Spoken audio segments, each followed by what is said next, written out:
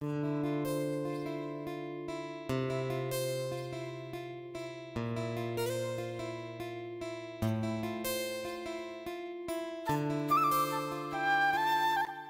মাত্র আছে আর কয়েকটা দিন, তারপরে এই জিনিসগুলো আর দেখতে পারবো না। তাই এই সবগুলোকেই ক্যামেরাবন্দি করে নিচ্ছি। আমাদের বাড়িতে প্রচুর ফুল ফুটেছে, নানা রঙের ফুল, আর তোমাদের সাথে সবগুলোই শেয়ার করতে না আমার ভীষণ ভালো লাগে। তোমরা হয়তো আমার গলার আওয়াজটা একটু পাল্টে গেছে ভাবছো। আমার না ভীষণ সর্দি জ্বর, তো ভেবেছিলাম ভিডিও দেবো না, আর তোমাদের সামনে ভিডিও না দিলে নিজেরও আমার ভালো লাগে না। হ্যালো বন্ধুরা, গুড মর্নিং। কেমন আছো তোমরা সবাই? আশা করি ভালো আছো, সুস্থ আছো। আমিও ভালো আছি, সুস্থ আছি। নতুন ব্লগের সঙ্গে জানাই তোমাদের অনেক অনেক স্বাগত। তো আজকের ব্লগটা শুরু করছি। এখন বাজে সকাল 9:30 থেকে ব্লগটা শুরু করছি। আশা করি আজকের ব্লগটা তোমাদের কাছে অনেক ভালো লাগবে। তো চলো দেখতে থাকো। আমার একটা বদ অভ্যাস, সেটা হচ্ছে আমার সকাল সকাল চা না হলে মাথাটা একদম ধরে যায় আর খুব খারাপ লাগে। ছোট থেকে চা খেয়ে অভ্যাস। তো সকাল সকাল মা চা খেয়ে ফেলেছে, এই যে আমার জন্য আমি চাটা করে নিলাম। আর শরীরটা ভালো নয় বলে কিন্তু একটু দেরিতেই উঠলাম। এদিকে চা রেডি। তো চলো, আজকে বাবা না একটা জিনিস এনেছিল, সেটা হচ্ছে অনেকটা বড়, প্রায় ধরো কি বলবো, দুটো এইরকম বন, দুটো মিলিয়ে 8 কেজি ওজন, মানে আধা কেজি ওজন, এত বড় একটা বন এনেছিল, দুটো বন এনেছিল। তো কালকে সন্ধ্যেবেলায় একটা খাওয়া কমপ্লিট, আজকে আবার সকালবেলা অর্ধেকটা নিয়ে বসেছি, আর অর্ধেকটা মা ভাই বাবা তিনজনে খেলো। চা খাওয়া কমপ্লিট হয়ে গেল, এখন রান্না বসাতে হবে। কি রান্না করব এখনো বলতে পারি না। বাবা গেছে বাজারে, ভাই গেছে জমিতে ওষুধ দিতে, আর মা চলে যাবে এক্ষুনি ভুট্টা খেতে। ভুট্টা ক্ষেতটার অবস্থা খুব খারাপ আছে, কারণ প্রচুর ঘাস হয়েছে। ভুট্টার গাছগুলো নাকি দেখাই যাচ্ছে না, এত পরিমাণ ঘাস হয়েছে। আর ক্ষেতটা হচ্ছে আমাদের মামার বাড়ির ওখানেই।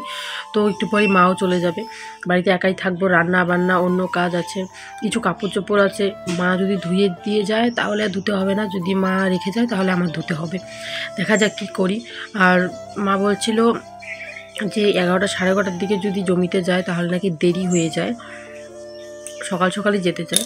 তো বললাম আমি যে চলে যাও তুমি, অন্য কাজগুলো যেগুলো আছে আমি করব। তো এখন দেখা যাক কী করে।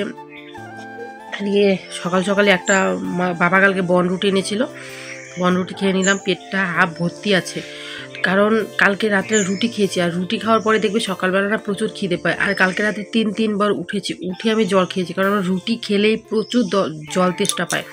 তো জল খেয়েছি উঠে। তো আমার ঘুমটা না কালকে রাতে একদমই হয়নি, কারণ কালকে রাতে খুব বাজে বাজে স্বপ্ন দেখেছি, খুব খারাপ খারাপ স্বপ্ন দেখেছি। তো তাই ঘুমটা একদমই হয়নি। সবসময় না নেগেটিভ চিন্তা করতে করতে দেখা যায় এখন নেগেটিভগুলোই না, যেগুলো আমি ভাবি সবসময়, সেগুলোই যেন আমার স্বপ্নে চলে আসছে। তো জানি এইসব বেশি ভাবা উচিত নয়, আর কিন্তু যতদিন না আমার মনে থেকে সেই নেগেটিভগুলো যাচ্ছে ততদিন মানে আমি পারছিই না নেগেটিভগুলোকে আমার মন থেকে সরাতে। অনেক কারণ আছে, অনেক কিছুই ভাবি, তো সেই সবগুলোই একবারে আমাকে মানে জাপটে ধরেছে এখন। দেখা যাক, আস্তে আস্তে সব ঠিক করার চেষ্টা করছি। সব তো একবারই হয় না, আস্তে আস্তে ঠিক হয়। এখন রান্না বসাবো। মা কয়েকটা খড়ি কেটে এনে দিল। আমার প্রচুর কাশি করেছে, গলাটাও বসে গেছে। এখন আবার আমাদের এদিকে রাত্রেবেলায় ঠান্ডা আর দিনের বেলা প্রচুর গরম, কারণ মনে হয় না এই ঠান্ডাটা আর পড়বে। যতটুকু ঠান্ডা পড়ে গেছিলো, এখন আর ঠান্ডা পড়বে না। এখন সব থেকেই আকাশটা ভালো হয়ে গেছে। আর মামাবাড়ি কালী পুজো তো চলেই এসেছে। সকাল সকাল নিজের কাজকর্ম যেগুলো ঘরে থাকে সেগুলোকে করে চলে এসেছি রান্নাঘরে ভাত বসাতে। তো হাঁড়িটা কিন্তু প্রথমে ধুয়ে নিলাম, ভালো করে পেছনটাকে ধুয়ে নিয়েছি, আর লেপ দিতে ভুলে গেছি। এদিকে চাল ঝেড়ে নিচ্ছি, তার কারণ আমাদের বাড়ির চালগুলো না ফুল আছে। তার কারণ এগুলো হচ্ছে মামার বাড়ি থেকে কিনে আনা চাল, এগুলো ফুল পাওয়া যায়, এগুলো যজমানের চাল, তো তাই। তো এদিকে চালটা ঝেড়ে ভাত বসিয়ে দিয়েছিলাম। একটু গেছিলাম বাইরের দিকে, তো বাইরের থেকে চলে এলাম, এসে দেখবো যে আমার ভাত কত দূর। তো এসে দেখি যে না, ভাত তো আমার প্রায় হয়ে এসেছে। আর এখন কিন্তু সবজিগুলো আবার কাটার পালা, কি কি রান্না করব না করব সব কিছুই করতে হবে। তো ভাতটা দেখো, এই যে এখানে ভাত রান্না করছি। আর আমি না উনুনে রান্না করতে ভালোবাসি, গ্যাস আমাদের আছে, কিন্তু দেখবে গ্যাসের রান্না থেকে উনুনে রান্নার স্বাদটা একটু অন্যরকম হয়। সাদামাটা মানুষ আর কি বলবো, এভাবে উনুনে রাঁধতে ভালো লাগে। অনেকেই অনেক রকম কিছুর মধ্যে রান্না করে, কিন্তু আমি কিন্তু উনুনের মধ্যে সব কিছু রান্না করি, শুধু চাটা গ্যাসে করি।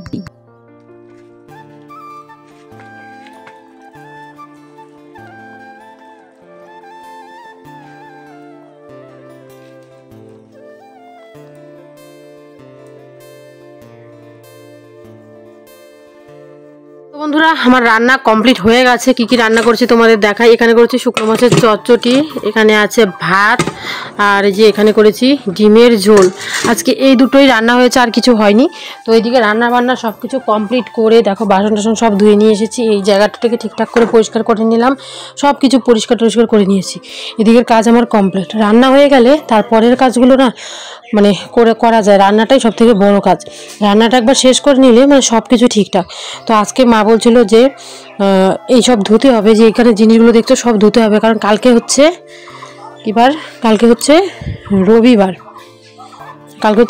আর 2-1 দিনের মধ্যেই মামার বাড়িতে পুজো চলে এসেছে। তো এগুলো নাকি সব ধুতে হবে। তো দেখি মা আসুক, মা কি বলে, আজকে ধোবে না কালকে। আর দেখো বাবা নিয়ে এসেছে এখানে গুড়, তার কারণ হচ্ছে গরুর না শরীর খুব খারাপ, একটা ওষুধ আছে, সেই ওষুধটা গুড় দিয়ে খাওয়াতে হয়। তাই এই যে গুড়টাকে নিয়ে এসেছে। আর এখানে কিছু পাঁপড় ঝুলিয়ে রাখা হয়েছে। পাঁপড়গুলো কিন্তু রাত্রেবেলা খাওয়া যায়, কারণ রাত্রেবেলা করে যদি অন্য কিছু না থাকে, পাঁপড় বা শুকনো মাছের চাটনি এসব করে কিন্তু খাওয়াটা যায়। আর তোমাদের দেখাই, আমাদের দূরের যে জমিটা আছে সেখান থেকে বাবা না কিছু আলু তুলে এনেছে। এই যে ব্যাগের মধ্যে আমাদের জমির আলু, এই দেখো এত বড় বড় হয়ে গেছে। এই মুহূর্তে আমাদের আর আলু কিনতে হয় না, কারণ এই যে আলুগুলোকে বাবা নিয়ে আসে এখন জমি থেকে ঘুরে ঘুরে, এগুলোই খাওয়া হয়। তো এই যে আমাদের জমির আলু ভালোই বড় বড় হয়ে গেছে, তাই না বলো? তো এই যে এতগুলো আলু নিয়ে এসেছে, আর কিনতে হবে না এবার আলু। তো চলো, এবার আমার কিছু কাজ আছে, মানে ভিডিও এডিট আছে, এগুলো করবো, করে টোরে তারপর অন্য কাজ করবো। এইদিকে জেঠি বাড়ির ভেতরে ধান উড়াচ্ছিল, আজকে প্রচুর বাতাস চালিয়েছে, আর ভাইও বাড়িতে নেই। তাই ভাবলাম যে না, গরুগুলোকে নিয়ে আসি। আমাদের গরুগুলো গরম জল খায় ছাড়া এই শীতকালে ঠান্ডা জল খেতে চায় না। তো ওদেরকে নিয়ে এসে এখানে বেঁধে দিলাম, আর ওদের জন্য গরম জলটাও আমি করে নিয়েছি। তো গরম জল এতক্ষণে বসিয়ে দিয়েছিলাম, অনেকক্ষণ আগেই গরম জলটা আমার প্রায় হয়েই এসেছে। আর গরুগুলোকে আমি না বেশি একটা ধরি না বলে, গরুগুলো না মানে আমি যখন ধরতে যাই ভাবে হয়তো ঢেলাভাবে ধরবো, তাই না ভাবে আমাকে টেনে নিয়ে চলে যাবে, কিন্তু পারেনি।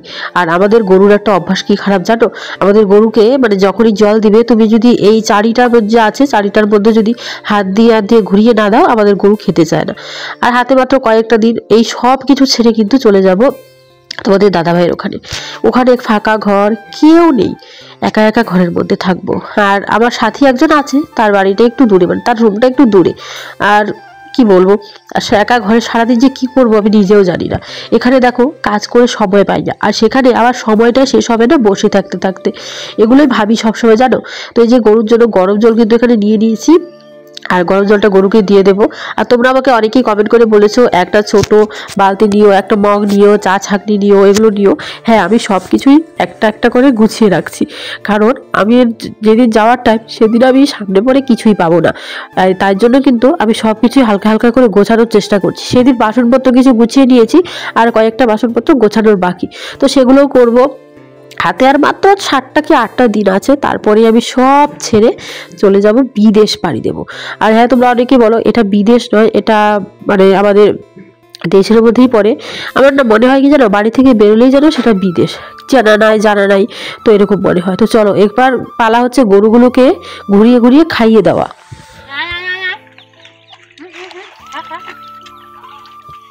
আলু সেই ভালো লাগে না,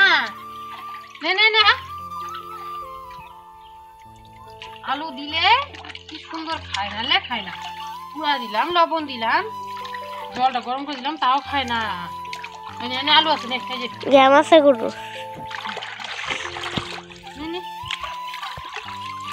সুপারিতে আজকা জলই খাইছে, প্রত্যেকদিন জল গরম করে দেয়, একটু ধুয়ে দে, মা ছাড়া খাওয়ানি যায় না। হ্যাঁ, এটা আমার সাঁতারটা সেই মতো খা। আজকে আমি জল খাওয়াচ্ছি, প্রত্যেকদিন কাকি খাওয়াই, মা ছাড়া জল খাওয়ানি যায় না। নাক ডুবায় খায়, এখন খাবে শেষ খা।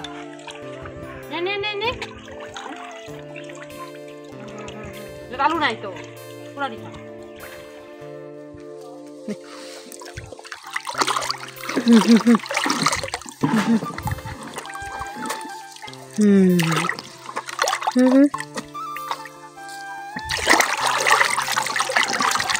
খা খা খা।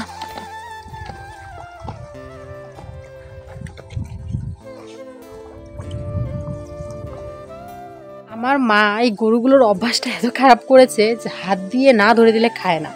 কয়েকদিন থেকে আমি জল দিই, লবণ দিই, কুড়া দিই, খায়, কিন্তু সবটা পরিষ্কার করেন। আজ দেখো প্রায় একটু আছে, আর বেশিটাই খেয়ে নিয়েছি। হাত দিয়ে ঘুরিয়ে ঘুরিয়ে ঘুরিয়ে ঘুরিয়ে খাওয়াইছি। মানে ওরা এতটাই আদর বোঝে, মানে যতক্ষণ না হাত না দিবে, ওখানে হাত না দিয়ে ঘোরাবে ততক্ষণ খায় না। তো এদিকে তো যে ওদের জল দিলাম, ওরা এখন শান্তি করে খাচ্ছে। জলটা এখনও গরম, আর ঠান্ডা হয়ে গেলে তো একদমই খেতে যাবে না, তাই ঘুরিয়ে ঘুরিয়ে দিলাম যেন তাড়াতাড়ি গরম থাকতে থাকতে খেয়ে নেয়। প্রচুর জল পিপাসা পেয়েছে, বোঝাই যায়। তো এখন খড় এনে দেবো, আর ভাবছি কয়েকটা ঘাস তুলে আনবো। আর সময়ও নেই, এদিকে বেজে গেছে অনেক। চান করব, চান টান করতে হবে। তো ওই যে আমাদের জমির ওখানে কিছু ঘাস আছে, ওখান থেকে কয়েকটা কাকড়ি ঘাস তুলে এনে দেই, ওরা খাক। তো প্রত্যেক দিন দেই না, আমি মাঝে মধ্যে দেই। মা ভাই বাড়িতে না থাকলে তো আমার এই গরুর দেখাশোনাটা আমার করতে হয়, বাড়ির কাজগুলোও করতে হয়। ভাই চলে গেছে কলেজে, তো ভাবছি যে এইদেরকে কয়েকটা ঘাস নিয়ে দেবো। আগে জলটা না খেলে আবার ঘাস খাবে না। তো চলো ওই পাশটাতে একটু যাই, কয়েকটা ঘাস নিয়ে আসি। ভেবেছিলাম একটু ওই পাশটাতে যাবো, এখন দেখছি এখানেই ভালোই ঘাস আছে। তো এখান থেকে কয়েকটা ঘাস তুলে ওদেরকে দিই, ওরা কয়েকটা ঘাস খাক, তার মধ্যে আমি চান করব। আর জানো তো, সারাদিন নিজেরা খাই, নিজেদের পেটটা ভরে যায়। গরু যদি না খায় না, দিনটা ভালো লাগে না। কারণ ওরা তো বলতে পারে না, ওদের কিন্তু প্রচুর খিদে পায়। ওরা বলতে পারে না দেখে কিন্তু আমারও খুব খারাপ লাগতে থাকে। মা তো একদমই, মানে গরু না খেলে মাও খেতে পারে না ভাত। কারণ যতক্ষণ না গরুর পেটটা ভরছে, মা বলতে থাকে গরুটা আজকে খেলো না, এটা সেটা। আর গরু তো বেশিরভাগ আমি দেখি না, মা ভাই দেখে। তো আমারও যেদিন আমি নিজে দেই, যেদিন না খাই, মনে হয় যে কী একটু একটা কম হয়েছে, কেন খাইনি, বলতে পারে না দেখি খারাপ লাগে। অল্প অল্প করে এই দেখো এখানেও ঘাস আছে, কিছু ঘাস তুলে নিই, তুলে দেই, ওদের একটু পেটটা ভরুক। আর আমিও চান করব, অনেকটা বেলা হয়ে গেছে, চানটা করে নিতেই হবে। আর আমি ঠাকুর দেবো না, ভাই ঠাকুর দিয়ে গেছে। তোমরা জানোই আমার মানে মিন্সের প্রবলেম হয়েছে, ওই জন্য ঠাকুর দেবো না। আজকে 5 দিন, তাই ভাবছি এখন চান করা কোনো ব্যাপার না। আমরা 5 দিনের দিন আবার সকাল সকাল চান টান করি না, মানে 3 দিন পর্যন্ত সকাল সকাল চান করলে পরে আর নাকি করতে হয় না। মা বলে সকালে না করলে দুপুরবেলা করলেও হয়। তো এমনিতেই আমি 11টার দিকে করে নিতাম, এই বাড়িতে কেউ নেই বলে একটু দেরি হয়ে গেল, নাহলে একটু তাড়াতাড়ি করে নিতাম। চলো আর কয়েকটা তুলি, এই পাশটাতে আছে অল্প অল্প, বেশি নেই। আগে আগে না, আমি আর আমার এই বাড়িতে, যে বাড়িটা দেখতে পাচ্ছি, এই বাড়ির একটা বান্ধবী আমাদের যখন আলু ক্ষেত করতো, আলু ক্ষেতে কিন্তু প্রচুর কাকড়ি ঘাস হতো। এখন সেরকম হয় না, ওষুধ দেওয়াতে ঘাস হয় না বেশি। তো সেই টাইমে আমি আর আমার ওই বান্ধবীটা বস্তা নিয়ে চলে যেতাম কাকড়ি ঘাস তুলতে। এগুলো তুলতে কিন্তু ভালোও লাগে, একদম নরম তো, টান দিলেই উঠে চলে আসে। তো দুজনে বস্তা ভরে ভরে নিয়ে আসতাম। আর তখন আমাদের গরু দিত দুধ, আর প্রত্যেকটা দিন দুধ বেশি হতো। আর আমি বলতাম যে আজকে আমি ঘাস তুলেছি, আমি দুধ বেশি খাবো, ভাইকে বলতাম। ভাইও তুলতো, কিন্তু একটু কম যেত। আমি কিন্তু তখন খুব তুলতাম। এখন সেরকম যখন করি না, যখন আস্তে আস্তে বড় হচ্ছি, বড় হওয়া শুরু হয়ে গেছে, আমার বাড়তি শুরু হয়ে গেছে, তখন থেকে কিন্তু আর এই যেসব ঘাস তোলাতুলি একদমই বাবাও দেয় না, মাও দেয় না। এখন বাড়িতে না থাকলে একটু একটু করতে হয়, কারণ নিজে খাবো, গরুগুলোকে খাওয়াবো না, সেরকম কিন্তু ভালো লাগে না। দেখো এখানে অনেক ঘাস হয়েছে, সেদিন এখান থেকে কয়েকটা তুলেছি। এই দেখো, বলতে বলতে প্রায় অনেকটাই ঘাস পেয়ে গেছি। এই যে এতটুকু ঘাস হয়েছে, এখন আর কয়েকটা তুলে নিই। ওই পাশটাতে তুলে আছি, ওই পাশটাতে আছে, ওই পাশটা থেকে কয়টা তুলে নিই। সেদিন ঘাস দিয়েছিলাম জানো, ওরা একদম খুব সুন্দর করে খেয়েছে। দেখো ওরা কেমন করে আমার দিকেই তাকিয়েছিল এতক্ষণ। এই দেখো, এতক্ষণ উপাসটাতে ছিলাম, উপাসটাতে দেখছিল যে আমি ওদের জন্য ঘাস তুলছি নাকি। ওরাও ঘাস খেতে কি মানে খুব ভালোবাসে, এই ঘাসটা না ভালোবাসে। এই যে এখানে আর একটু তুলবো, অল্প দেবো এখন, আমি বেশি দেবো না, ওদের মুখের রুচিটার জন্য অল্প দিয়ে রাখি। মা বিকালে এসে, জমি থেকে এসে পরে আমাদের ওই যে যেখানে ডাটা ফেলেছে সেখানে ঘাস আছে, সেখান থেকে তুলে এনে দেয়।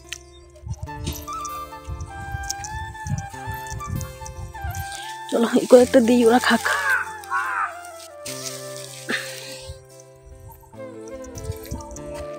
কি এনে খা,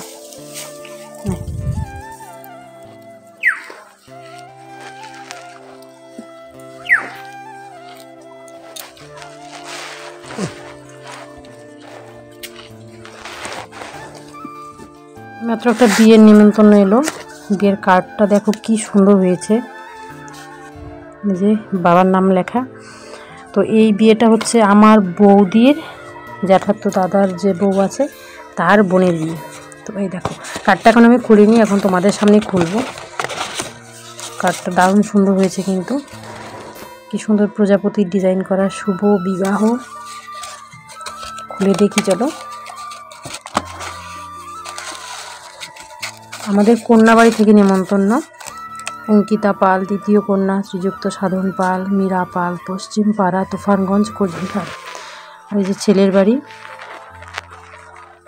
অভিজিৎ পাল, প্রদীপ কুমার পাল, কল্পনা পাল, তুফানগঞ্জ, ভিআইপি কর্নার, আদি কালীবাড়ি রোড।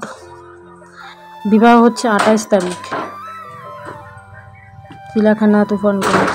বিবাহ লগ্ন দেখো। এই যে বিয়ের কার্ডটা এলো বৌদির বাপের বাড়ি থেকে।